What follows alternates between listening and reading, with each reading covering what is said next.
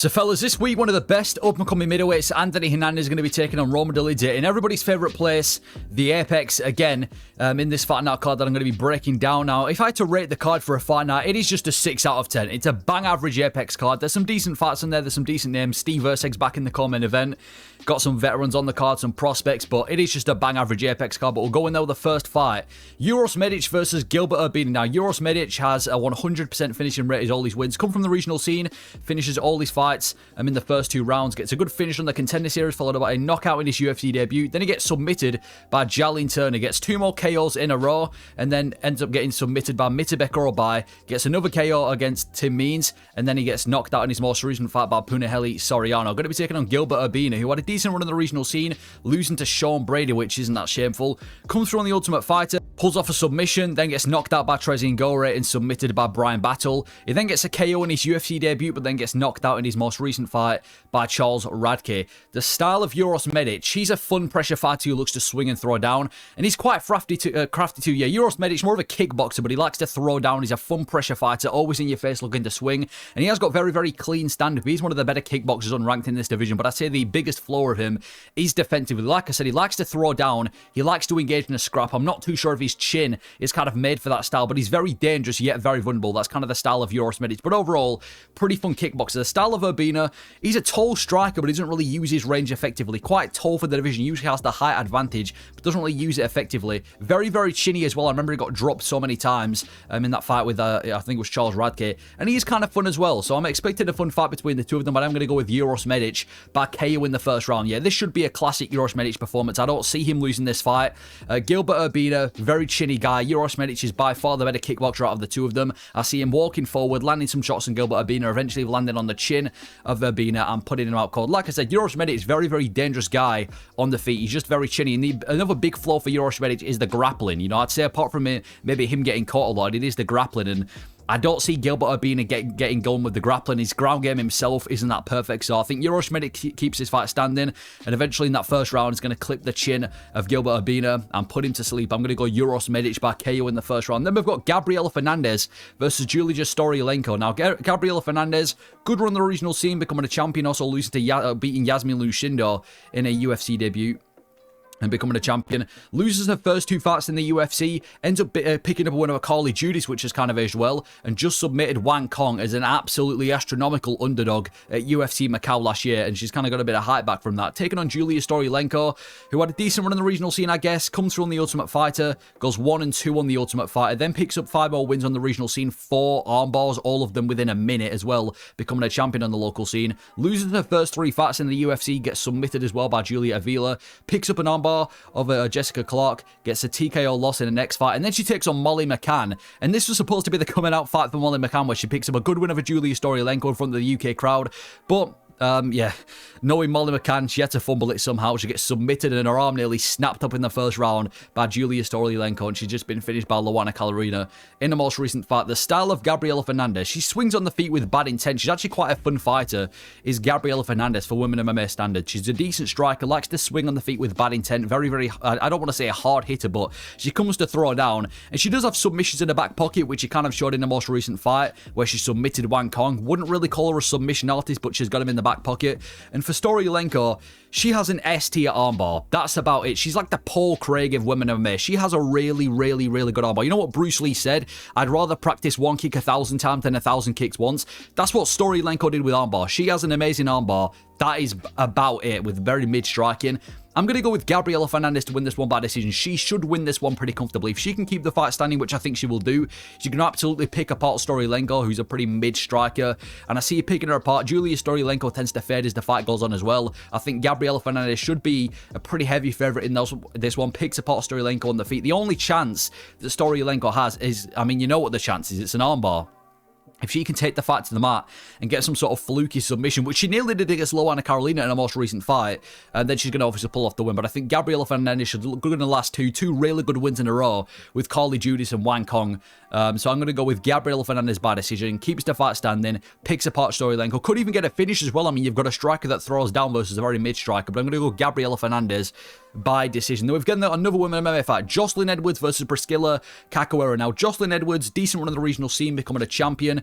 ends up becoming a bit of a, I don't want to say win-loss fighter, but a bit of a streaky fighter in the UFC, can't really put anything together, starts missing weight, and then in the last two, she had a really good submissions of Tamires Vidal and just finished Chelsea Chandler a couple of months back. Going to be taking on Cachoeira, who had an undefeated run in the regional scene, debuts in the UFC against Valentina Shevchenko, which he inevitably gets finished in, loses her next two fights in the UFC, picks up 2 KOs in a row, gets submitted in her next fight, which she starts eye gouging as well, which kind of gave her the reputation of being a bit of a dirty fighter. Goes 3-2 in the next couple of fights, and in the most recent fight, got a pretty brutal knockout over Joselyn Nunes as she slept her out cold and won a bonus from that performance. The style of Joselyn Edwards, she's a powerful kick-heavy striker, and she's improved. She's got fucking big-ass legs. I'll say this about Joselyn Edwards. She's quite powerful on the feet, a bit of pop in her shots, kick-heavy striker, and she does have legitimate wrestling too that she mixes in with the striking. One thing that has impressed me about Joselyn Edwards is her ability to mix up the grappling with the striking. She kind of has a very, like I said, kickboxing approach on the feet, blast kicks to the body, and then when the time's right, she'll take you down and kind of keep you down,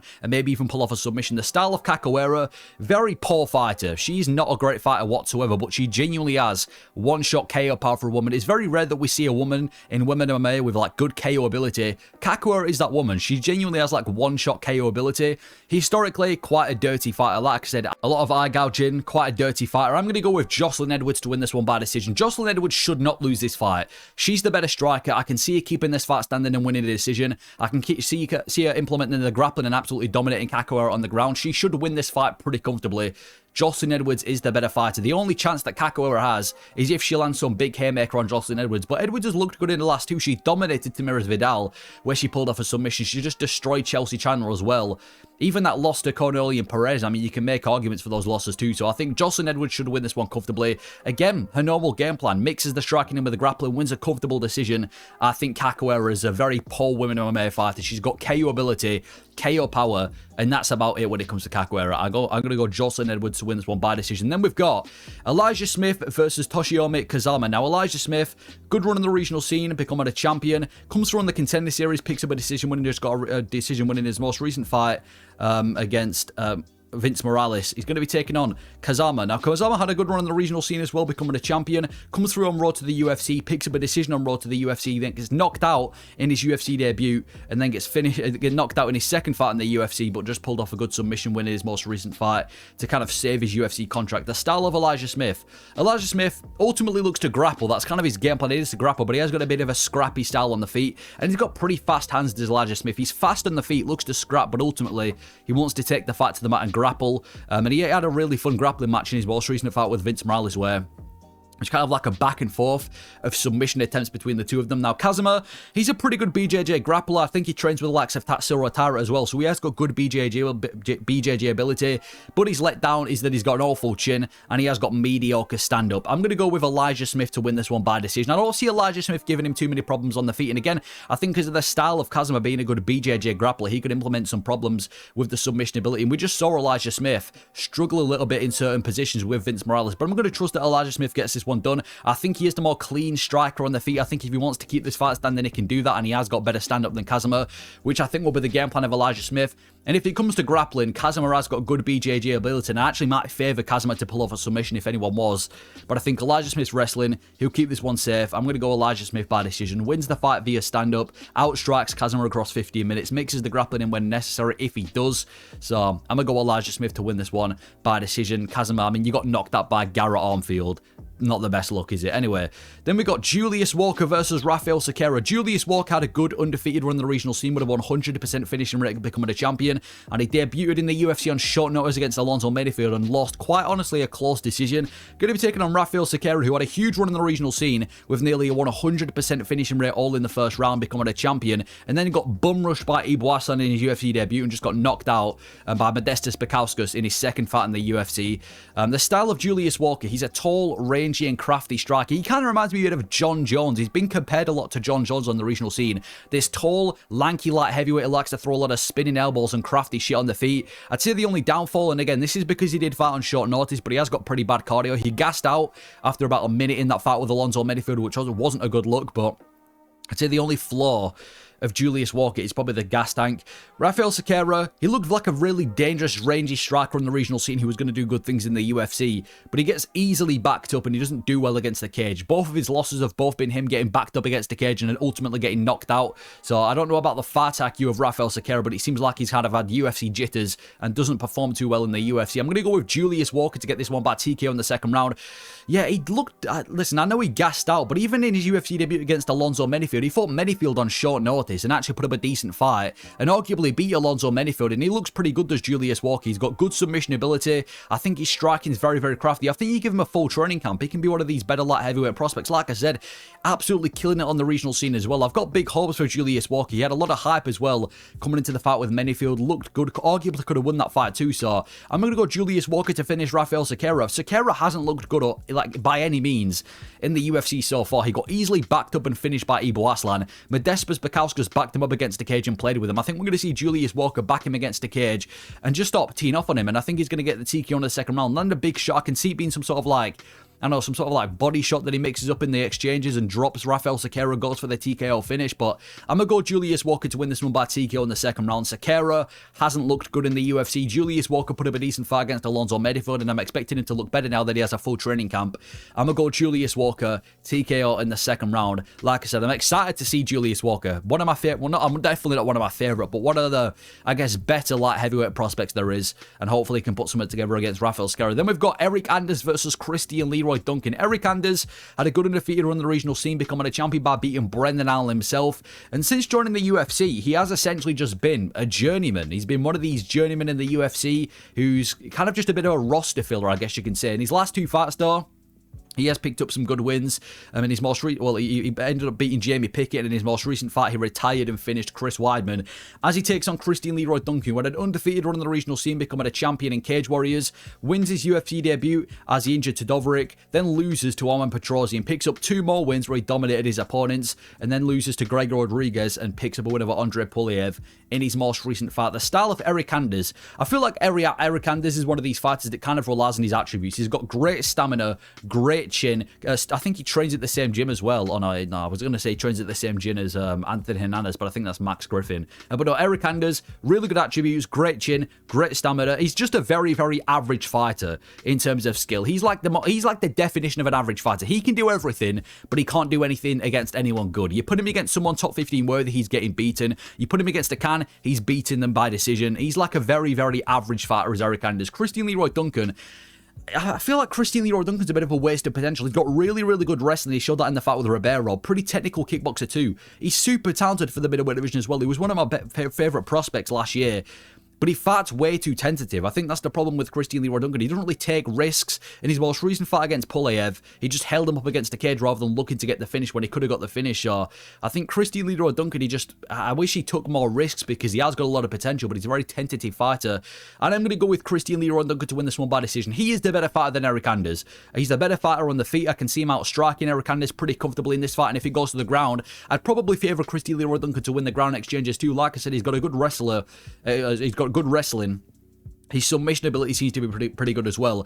Christian Leroy Duncan should win this fight pretty comfortably. I failed to see Eryk Anders winning this fight. I can see making it a bit of a dogfight because Eryk Anders has got a chin on him as well, and he can keep a good press across 15 minutes. But I'm hoping we see Christian Leroy Duncan turn up the gas in this fight, turn up the heat, tries going for the finish when the finish presents himself, tries putting on the pressure, tries turning up the heat because I feel like that's the only flaw of Christian Leroy Duncan. A little bit too tentative. But he's the better fighter than Eryk Anders, a lot more well-rounded. Again, one of the better run-ranked middleweights as well. I'm going to go Christian Leroy Duncan to win this one by decision. Miles Johns versus Gene Matsumoto. Now, Miles Johns had a good run on the regional scene, beating Adrian Yanez to win a belt on the regional scene. Comes through on the Contender Series, wins his UFC debut by decision. Then he ends up getting knocked out in his next fight in the UFC, picks up 2 KO wins in his next 2 fights, gets submitted, and then after that, goes 3-1 in his next 5 fights with no contest as well, losing to Felipe Lee Lima in his most recent fight at UFC Tampa. He's going to be taking on Gene Matsumoto, who had a massive undefeated run in the regional scene, becoming a champion, comes through in the contender series, gets a decision win, then goes 2-0 in his first 2 fights in the UFC, picking up a submission over Dan Argueta and beating Brad Katona, and he just got a big step up against Rob Font and lost a decision to Rob Font in his most recent fight. The style of Miles Johns, he kind of chucks overhands over again, hoping to land them. He's not a great striker, is Miles Johns. He kind of just chucks overhand rights. It's happened a few times and it's had success, sometimes it hasn't, but he kind of just spams the same move. Bit of a dirty fighter as well, is Miles Johns. A lot of eye gouging, a lot of kind of grabbing the cage, quite dirty to fight, and he can wrestle, but not to an elite extent. You put him against a great grappler, he's going to get smothered, but he has got decent wrestling. Gene Matsumoto, when he's standing, he likes to stand and bang. You know, we showed that in the fight with Brad Katona. It was just an absolute war across 15 minutes. He has got terrible defense on the feet, which kind of makes me worried, but he has got pretty good accuracy. He's got good accuracy on the feet, high output, bad defense, kind of got that brawly style, but ultimately, he wants to take you down and find the submission. He is a heavy grappler. He wants to take the fight to the mat and look for the submission, and I think he'll have a good time doing that against Miles Johns. I'm going to go with Gene Matsumoto by decision. Yeah, Miles Johns hasn't shown to have amazing grappling. We just saw him get pretty dominated by Felipe Lima across 15 minutes, and I think Gene Matsumoto, being the grappler he is going to have quite a bit of success against Miles Johns. Takes him down, probably keeps him down across the 15 minutes. The only worry I really have for Gene Matsumoto is if he engages in a scrap and gets caught by a massive overhand right by Miles Johns, because we know that Miles Johns likes to throw those overhand rights. So if he manages to tag Gene Matsumoto, who historically hasn't had great defense, that's my only concern. But Matsumoto's probably the better striker, definitely the better grappler, and I think he's going to absolutely smother Miles Johns with the grappling. I'm going to go Gene Matsumoto to win this one by decision. Andre Fili will take on Christian Rodriguez. Now, Christian Rodriguez had a good run on the regional scene with a 100% finishing rate. Comes from the contender series by beating Tracy Cortez's brother. Loses his UFC debut to Jonathan Pierce. Picks up a submission win in his next fight. And after this, he kind of got the reputation for being the prospect killer. Faces Raul Rosas Jr., beats Raul Rosas Jr. when he was a prospect. Takes on Cameron Salmon, beats Cameron Salmon when he was a prospect. Takes on Isaac Dulgarian, beats Isaac Dulgarian when he was a prospect. And then after that, he's gone 1-2. Historically, ironically, he's only win being against another prospect in Austin Bashi. So whenever you've got a prospect against Christian Rodriguez, you're going to favour him over them. Andre Fili, really big one on the regional scene, and his UFC career so far has essentially just been him being a win-loss fighter.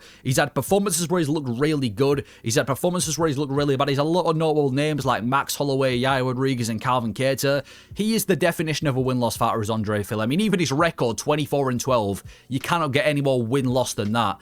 I'm going to go with, the style of Andre Fili. He has always had pretty solid kickboxing as Andre Fili, but never evolved. I remember that fight with Max Holloway. He impressed a lot of people in that fight with Max Holloway, but he's never really evolved his style, but he has always had solid kickboxing. Quite chinny on the feet, he's Andre Fili, but also hits hard himself. You know, if he cracks someone with a bean shot, he's going to put them to sleep, but he has kind of historically been a bit chinny. And he occasionally mixes up takedowns. He hasn't got bad grappling. He does have takedowns in his back pocket, but he occasionally mixes them up. And for Christian Rodriguez, he wants to walk you down and beat you with volume striking. Not the most dangerous guy on the feet, but he has got really good volume striking. And he's kind of filmed the frame of a featherweight now. And he has got really good grappling. And he's good at keeping opponents down. His most recent fight with his 2 fights ago with Austin Bashi, he was able to kind of smother Austin Bashi across 15 minutes. And he has got really good grappling as well. And we saw that in the fight with Raul Rosas Jr., where he kept Rosas Jr. down the entire fight. I'm going to go Christian Rodriguez to win this one by decision. Christian Rodriguez looked good in the featherweight division so far. Shut down Austin Bashi. He looked a lot better than he did in the bantamweight division. The only problem with Christian Rodriguez is when he faces these BJJ heavy grapplers like Julian Uros with his grappling, and obviously Melquizel Costa. And I just don't see Andre Fili being a big threat. I mean, you compare both of the performances against Melquizel Costa. I know MMA math doesn't work. Fili got dominated on the feet and on the ground. Christian Rodriguez made it a decent fight. So I can see Rodriguez actually beating Fili on the feet as well with the volume. I think Fili's going to be I think Fili's going to pressure him, look for that big shot, whereas Rodriguez is going to try and walk him down and maybe land the higher volume. But I see Christian Rodriguez mixing up the grappling, taking down Andre Fili, keeping him down across 15 minutes, making it a bit of a dogfight like he normally does. So I'm going to go Christian Rodriguez by decision. Fili just doesn't really evolve. He's got good striking, good kickboxing, decent wrestling, hasn't evolved since then. Pretty easy book to read, and I think Christian Rodriguez is going to get the job done. I'm going to go C-Rod by decision. Then we've got Iasmin Lucindo versus Angela Hill.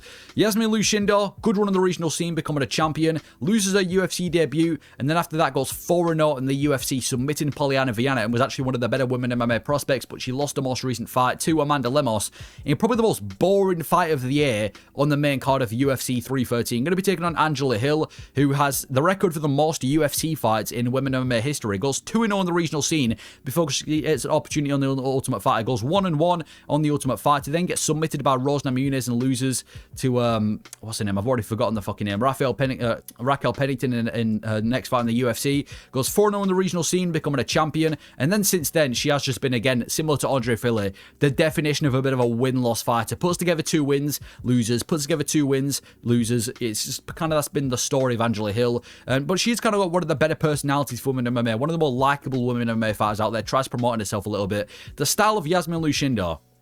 She's actually pretty quick on the feet, is Iasmin Lucindo, but she struggles with the elite strikers. You put her in there with the upper echelon of strikers, she's going to struggle. And she's got good offensive wrestling, but defensively she sucks. I thought she was actually a pretty decent grappler, was Lucindo. We showed it in the fight with Polyana Viana. But then she faces Amanda Lemos, and she gets dominated with the wrestling. So, good offensively, terrible defensively. Angela Hill is literally the female Neo Magnet, and I think that's probably the closest comparison you can get. Good everywhere, not great anywhere. If you keep up with her pace, you're probably going to beat Angela Hill. She's quite, I mean, she's not even that slow for her age, but she's quite a beatable fighter. But if you can't keep up with the pace, you're going to lose. She's like like I said, the Neo Magnet. She's a very, it's a very specific, like, it's hard to explain with Angela Hill.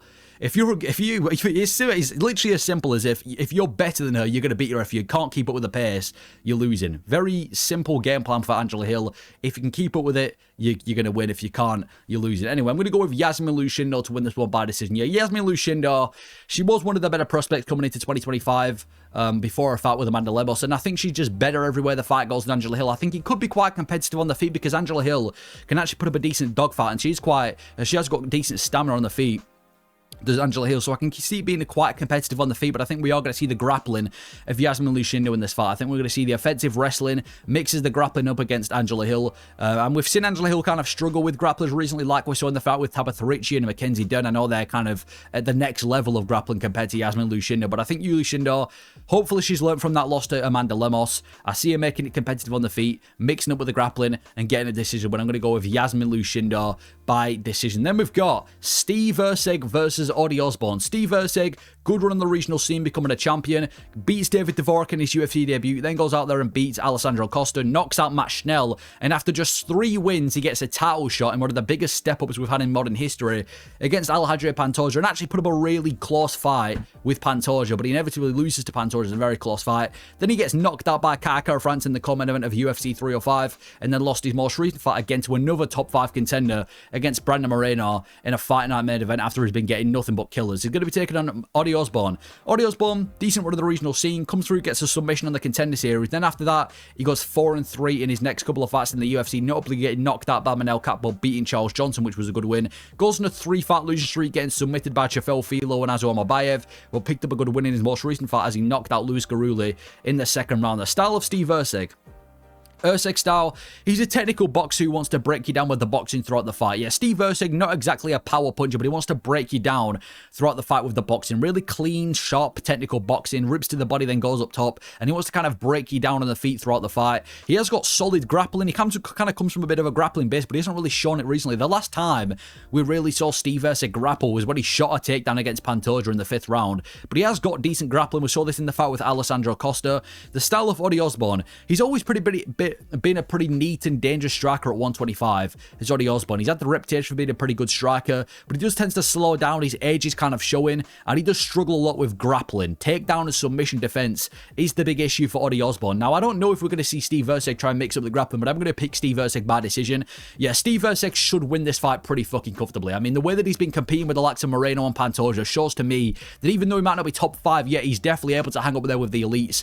Odi Osbourne's way too inconsistent. I think Steve Erceg dominates this fight on the feet, walks forward, picks him apart, lands the bigger shot, stays defensively sound, dominates Odi Osbourne on the feet. And if he even dares shooting a takedown, I mean, that's only going to be even more dominant for Steve Erceg. I truly believe whatever Steve Erceg wants to do, he can do in this performance. And he's been training for the likes of Alex Perez and Hyung Sung Park, 2 guys that are way higher level than Odi Osbourne. Osbourne stepping in on short notice. This should be a pretty straightforward fight for Steve Erceg. Keep the fight standing, pick it apart with the boxing, and if anything gets too tricky, mix up the grappling, and I think Steve Erceg could dominate Ozzy Osbourne with the grappling too, so Erceg should have won a dominant decision, and finally, for the first time in a few years, I think since early 2024, Steve Erceg should be back in the winning column, finally getting a step down in competition. I'm going to go Erceg, dominant 30-27, unanimous decision. Could even get a finish as well, you know, the way that he knocked out Matt Schnell. If he can find that same combination against Osbourne and find the chin of Osbourne, I know Osbourne's got a decent chin, he could find the chin of him and knock him out too, but I'm going to go Erceg by decision. It's a safe bet, Steve Erceg by decision. Then the main event, Roma Dolidze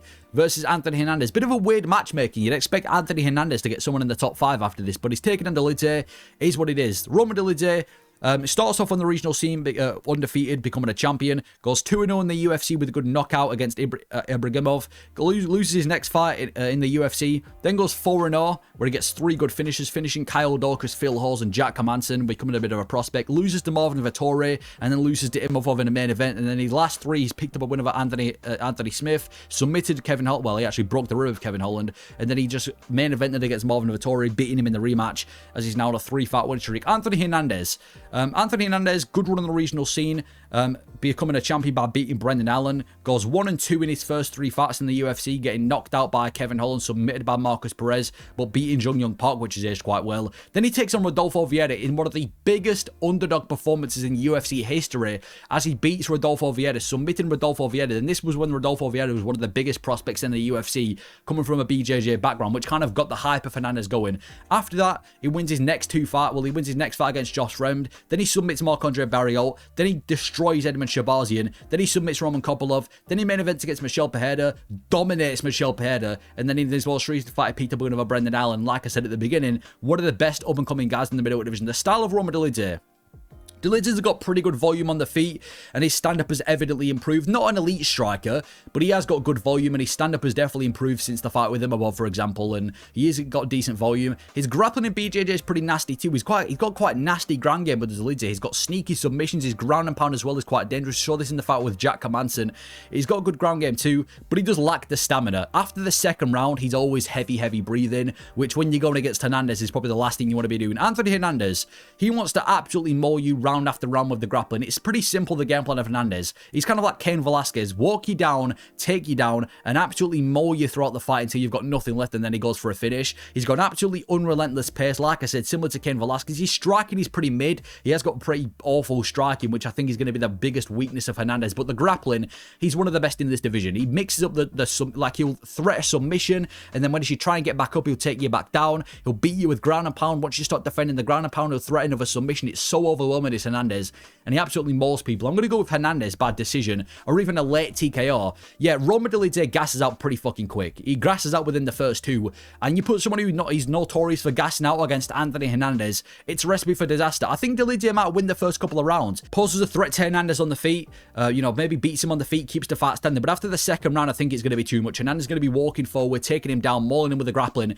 and eventually we're going to see Roma Dolidze completely gassed out. I mean, look at his most recent fight with Vettori. Yes, he went 5 rounds, but after the third round, they were both completely finished. I think Hernandez is going to fucking maul Roma Dolidze. Now, again, it is a bit tricky because Dolidze can strike and he can grapple. If he can keep this fight standing, it's going to be tough for Anthony Hernandez because his striking is the biggest weakness, but I'm bought on the hype of Hernandez. He looked really good. I mean, that win over Brendan Allen has aged quite well as well. Absolutely, I guess, mauled Brendan Allen for at least 2 rounds. Submitted Roman Kopylov. I think Hernandez mauls Roma Dolidze in this fight. Maybe the first couple of rounds could go to Dolidze when he's fresh, when he keeps the fight standing and picks apart Hernandez, but eventually once he gets going, I think we're going to see prime Anthony Hernandez taking down Dolidze, mauling him round after round, and as the fight goes on, it's only going to get worse for Dolidze, and I think we're going to see a pretty dominant decision to Anthony Hernandez, similar to the Michel Pereira fight. Deals with some adversity early on, and then once he gets going, he gets going properly. I'm going to go Hernandez to win this one by decision, but those are my picks for UFC Fight Night Dolidze Hernandez. Let me know your thoughts on this, if you agree, disagree with the picks on this card. Let me know your own picks. Thank you for watching.